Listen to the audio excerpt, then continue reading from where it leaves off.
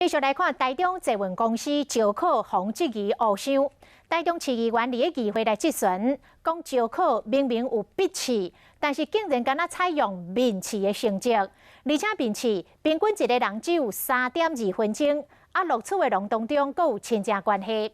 台中捷运公司是来回应讲，并不是所有通过考试的人拢会录用，后续的受训甲考核若无通过，嘛是会汰掉。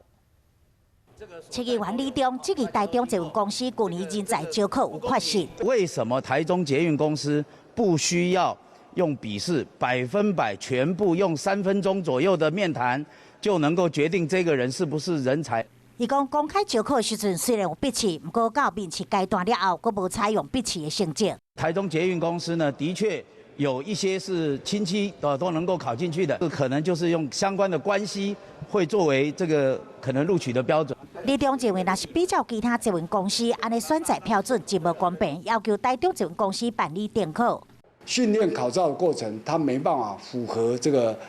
考照的这个过关的基本要求的话，我们一样要本于劳基法的方式给予资遣，也就是不予录取。 面对市议员的质疑，台中捷运公司回应，选择方式是参考同业的做法，而且通过人也佫需要经过受训审核，无适任会自肯淘汰。